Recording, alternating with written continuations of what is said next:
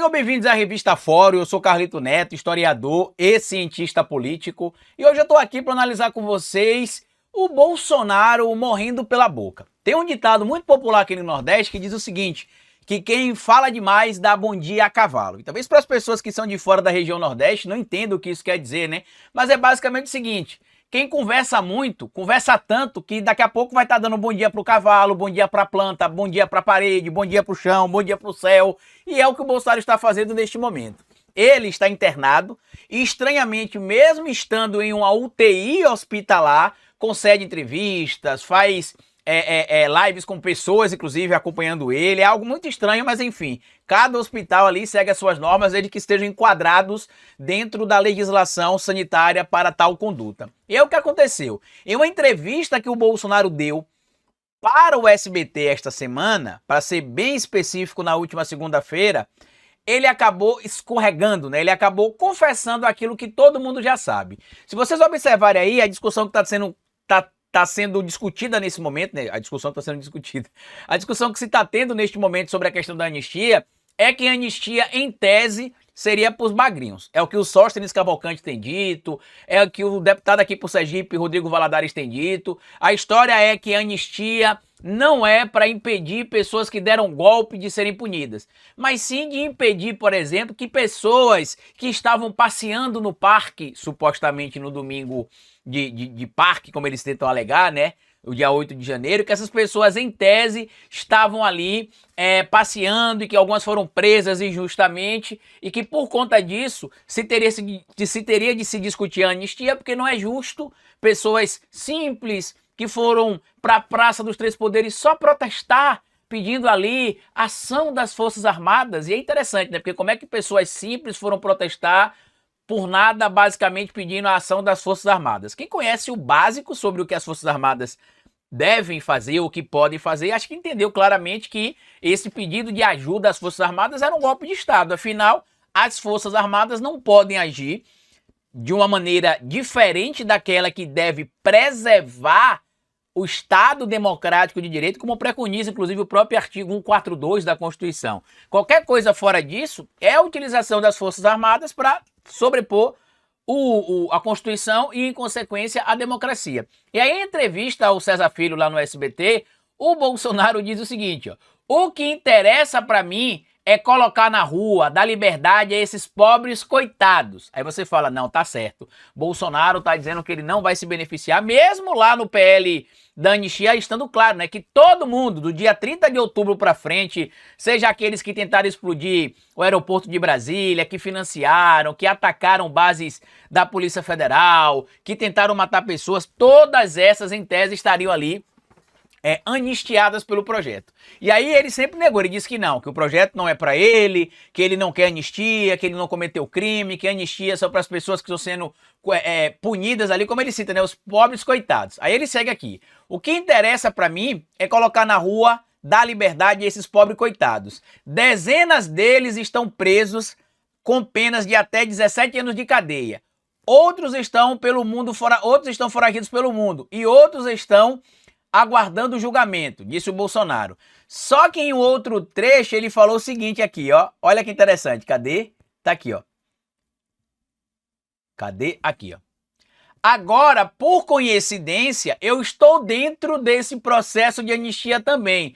O que interessa para mim é dar liberdade a esses pobres coitados, né? Que é o que ele diz um pouquinho antes do trecho que a gente leu. Por coincidência. Por coincidência? Vocês acreditam nessa coincidência, ainda mais coincidência envolvendo Jair Messias Bolsonaro?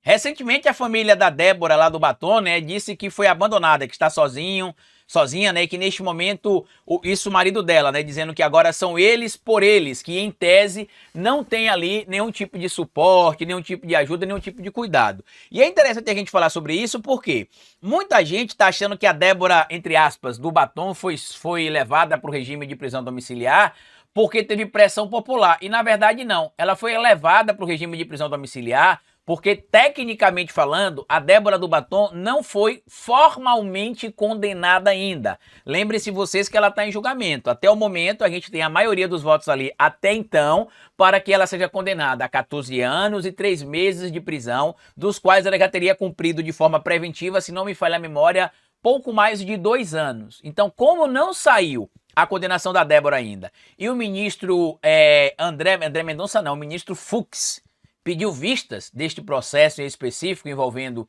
a Débora do Batom, o que aconteceu? A Procuradoria-Geral da República entendeu que, como o ministro Fux tem até 90 dias para se manifestar, não seria justo, em tese, que a Débora, que neste momento não teria ainda uma condenação e que estaria de acordo com a própria defesa, isso está juntado nos autos, tá? Não estou tirando informação da minha cabeça, estaria tendo uma boa conduta dentro do sistema prisional, buscando inclusive capacitação profissional, leitura e uma vida, entre aspas, adequada dentro do sistema carcerário, ela pode aguardar o restante do julgamento em prisão domiciliar. Não é que ela foi solta por prisão por pressão popular não, tá? Outro fato importante que a gente precisa trazer aqui antes de encerrar esse vídeo é que quando o ministro Fux pediu vistas, por exemplo, no caso da Débora do Batom, ele citou ali que as penas poderiam estar sendo muito severas e que o STF estaria julgando com violenta emoção, isso tirado completamente da cabeça dele, né? Quem entendeu, quem leu o voto do ministro Alexandre de Moraes, que tem 91 páginas, vai ver claramente que o voto, e aqui eu estou me referindo em específico ao caso da Débora, mas tem outros casos, o voto que foi proferido, inclusive, pelo ministro Alexandre de Moraes, está fundamentado, citando inclusive os motivos da pena, os motivos da aplicação da dosimetria de cada pena. E aí, em outro momento, o ministro Fux chegou até a citar que realmente um delator que muda o depoimento 9 vezes precisa realmente ser questionado. E na audiência que teve ontem no STF, o ministro Alexandre de Moraes, de forma bem educada, desconstruiu essa narrativa disseminada pela extrema-direita e abraçada pelo ministro Fux. Inclusive, com todo o respeito que eu tenho à Suprema Corte do Judiciário Brasileiro, com essa fala que o ministro Alexandre de Moraes teve ontem, ele meio que jogou o Fux em um buraco, tipo assim, olha, o Fux está no nível do Moro e do Dallagnol, ele não está nem lendo os processos que ele está julgando. Por quê? Não são 9 depoimentos diferentes sobre o mesmo tema. Foram 9 depoimentos diferentes porque foram 9 temas diferentes. Então, a maioria deles, inclusive, como bem disse o ministro Alexandre de Moraes, foi dado no mesmo dia, ou seja, primeiro depoimento sobre a trama golpista, segundo depoimento, falsificação do cartão de vacinação, terceiro depoimento sobre o roubo de joias e outras condutas tidas pelo ex-presidente da República. Então, quando o ministro Alexandre de Moraes revelou isso ontem, em um determinado trecho das suas falas ali no STF, no julgamento de ontem, ele desconstruiu a narrativa de que a delação do Mauro Cid é frágil porque mudou de versão 9 vezes. E, na verdade, não mudou 9 vezes. São 9 depoimentos porque são 9 depoimentos de temas distintos. Segundo o ministro Alexandre de Moraes, citou, inclusive, ontem na sustentação oral dele, do relatório que pediu ali, né, para que os indivíduos fossem tornados réus, os indivíduos do Núcleo 2, ele cita que só foram feitas 2 ratificações na delação premiada. O resto são depoimentos de casos distintos do caso do golpe.